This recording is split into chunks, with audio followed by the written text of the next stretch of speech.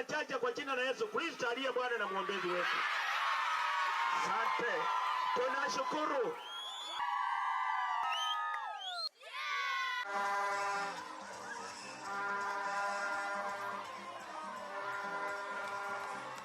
Mimi naomba serikali hiyo pesa isikushwe ya capitation. Hiyo pesa ndio inainua shule zetu. Lakini hiyo pesa pia iletwe kwa wakati. Kama sio pesa ya basari ambayo tumepeana hapa Cherengani, shule nyingi hata tujui zingefanya kazi namna gani. Kwa hivyo kupitia kwa basari ambayo pia ni pesa ya CDF imesaidia shule zetu kuendelea. Na mumeona basi ziko hapa. Wale wanaomba hii mambo ya basa ya NGCDF itolewe, mwananchi wa kawaida, tafadhali msikubali. Mumenisikia hiyo maneno?